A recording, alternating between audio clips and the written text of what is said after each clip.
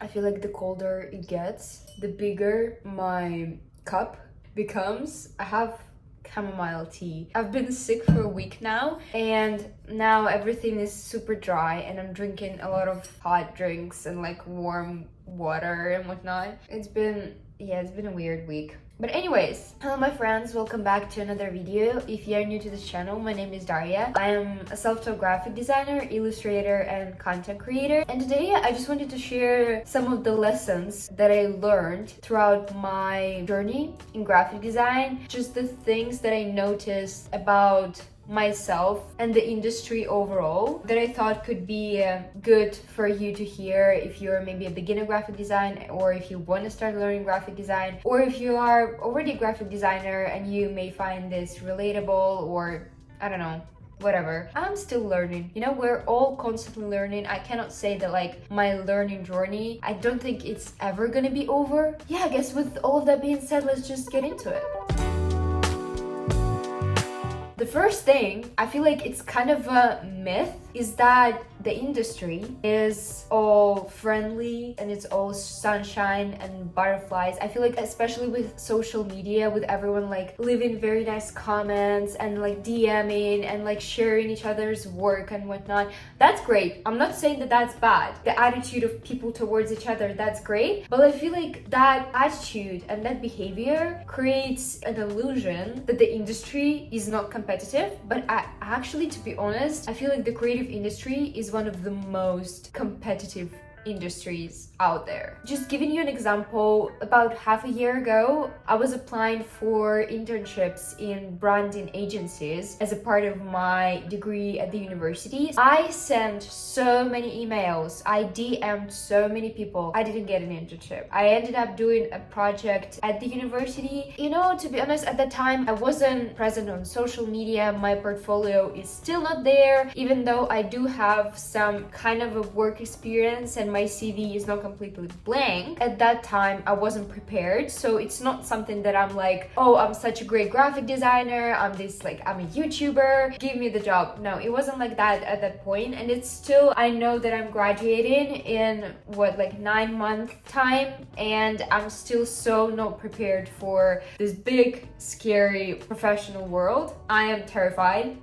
I'm not gonna lie. Going back to the competitiveness, the amount of people that apply for one job position, the amount of people that apply for internships as well, specifically because every year the students graduate and it's more and more and more people. And I feel like because of social media as well, YouTube, availability of knowledge online gave people an opportunity to not only educate themselves in the universities, but also similar where I did, being a self-taught graphic designer, I kind of accessed knowledge from other platforms.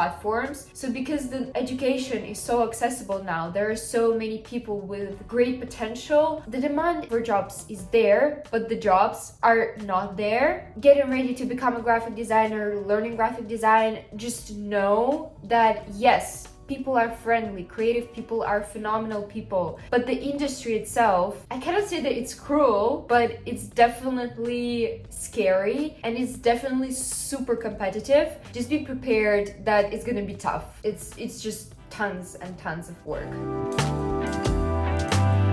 Emerging from the previous one is that social media is your best friend. Okay, hear me out, okay? I know that social media has been having some tough time in terms of its image. It's toxic, it's bad for your social life, for your mental health. I get it, I agree with it to some extent, but from the professional point of view, especially in the creative world, I feel like social media opens so many doors. First of all, when you share your work on social media, it's a free way to get noticed and to get clients at the end of the day. Also, collaborate with people. Collaboration in the creative industry is phenomenally important and also so good for your creative outlook, just learning from other creatives, finding new ways to design something. For example, you've been following your particular style when you're working alone, but then you're collaborating with a creator online and you're experimenting with maybe maybe their take on your style. But also it gives you so much confidence as a creator, especially when I started the YouTube channel. My confidence level in my abilities, in my skills, my desire to learn, to improve, to experiment, to just get myself out there, you know, like when you know that there are people who are interested, who are invested, who are waiting for you to post that weekly video, there is a reason, there's this why for you to improve, and that's social media, and it's great. So going back to what I've said about the portfolios and like the job applications, I don't have a portfolio at the moment. I started my graphic design journey a year ago in October. Oh my god, I started my oh my god, wait I actually missed the date, but my first post on Instagram is dated 15th October 2023, and today is the 19th of October 2024. You guys! It's actually a perfect time for me. Okay, I'm gonna call this video Lessons I Learned Throughout My First Year as a Graphic Designer. Oh wow, okay. But anyways, social media, even though it's perceived as this toxic thing that is detrimental to your mental health, I feel like utilizing social media as a professional, it's actually a huge confidence boost. Just share that post. Just start that YouTube channel you've been thinking about for what, like 5 years? Just do it. And if you hate it, just try, okay? Just give it a try. Okay.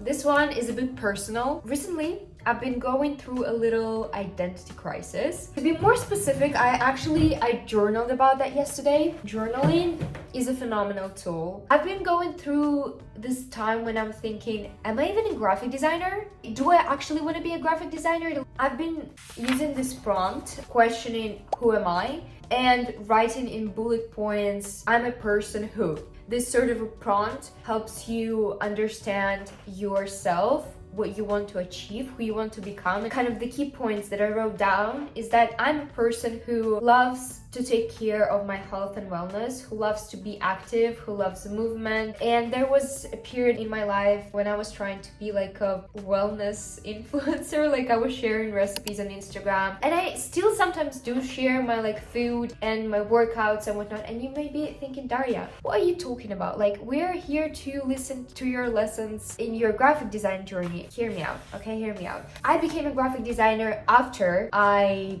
became a wellness focused person. And sometimes I'm having this identity kind of crisis where I'm thinking, maybe I should just go back to focusing on this whole wellness thing, do the recipes, do daily vlogs, because graphic design, I'm just sitting at my desk. It's bad for my like back, my posture, and my eyes, and like, what am I even doing? And you know what I mean? And then I started thinking, wait, I don't just have to be one thing. We're supposed to be different by enjoying different things, by being a graphic designer, by being a wellness girly, by being a book lover, by being a funny storyteller, a YouTuber, a friend, a daughter.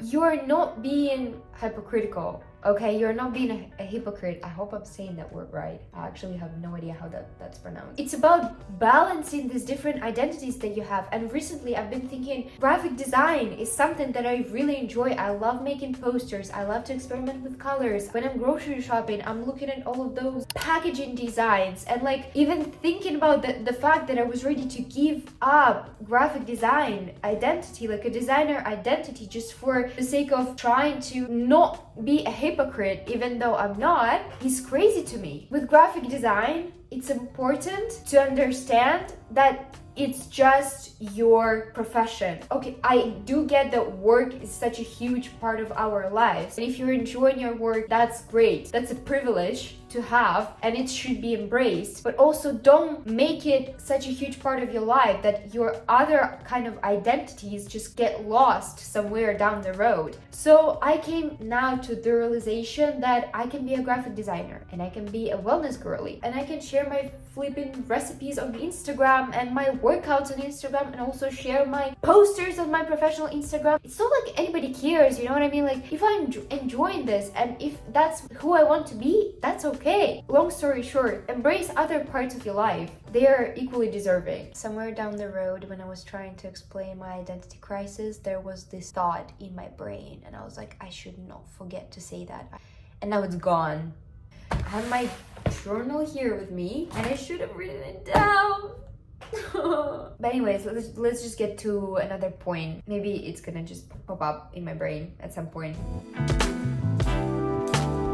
I feel like sometimes we perceive creators and we expect creators to be these very loose, artsy, having messy desks and being like in their creative space and bubble and whatnot. And what I've noticed, specifically taking the successful creators, those who've been in the industry for quite a while, they are actually time management and organization maniacs. They are crazy about their schedule. I feel like sometimes a graphic designer's profile on Instagram or on YouTube is a treasure chest of productivity tips and time management techniques and whatnot. The amount of creators out there who have a time management / productivity video on their social media channel, like on any platform, I feel like that's something that we've been kind of neglecting, to be honest, because if you want to be a successful creator, there are so many things, especially if you're tapping into the social media thing, there are so many tasks, priorities and things that you should be managing, planning for the future, trying to understand what content to put out there. Then you have the client work, and it's crazy. And I feel like especially our freelance friends who are managing it all by themselves, they're just productivity gurus, okay? So when you're getting into the creative industry, make sure to spend a lot of time learning different time management techniques, trying out, experimenting with them, see what works for you, see what not. I actually made a video on my productivity tips and techniques that I use. I'm one of those creators who makes videos about productivity. Feel free to check that out. So when you're getting yourself into this whole shebang, just know that you have to nail your productivity and time management skill just to be able to manage this whole thing. When you're in your CV writing like, I'm a graphic designer, in the brackets, we should have time management guru.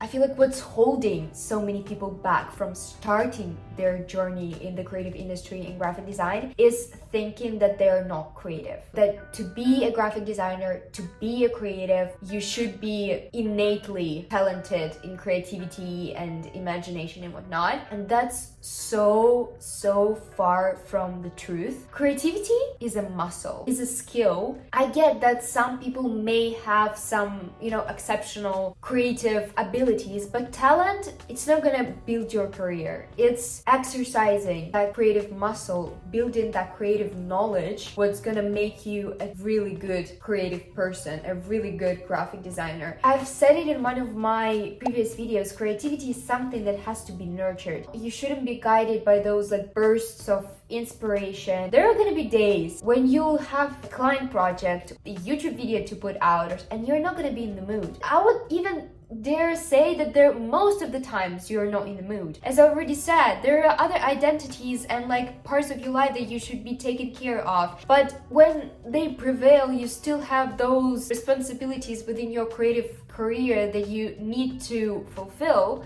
Being creative is not a privilege, it's not a talent, it's not something innate, it's something that should be taken care of, that should be exercised through going out of your comfort zone by starting a social media channel, collaborating with other creators, learning from other people, going out to creative conferences and parties. It's building those muscles. Building creative muscles, going step by step, being consistent with your creativity, that's what's gonna make you a good creator. That one day the teacher in your junior school said that you don't have the creative abilities, don't listen to them. They don't know what they're talking about, okay? You have so much potential within you, it's just that this potential needs to be taken care of. Everybody is creative. It's just that some people choose to be creative a little bit more than other people. You know what? I still haven't remembered what I wanted to say. That thought that's just lost. I hope you learned something. I hope it was useful. It's been a year. It's crazy to me and I'm quite happy about it. Happy birthday to my creative career. It's still a baby. I'm still learning. I'm still building my creative muscles, and I'm still building my actual muscles in the gym because I'm also a wellness girly. Just a quick reminder that you don't just have to be a graphic designer, that you can be so many other things. DM me on Instagram if you have any questions, or if you just want to, I don't know, share your experiences, or just say that Daria, you are talking nonsense. I hope to see you in the next one. Bye.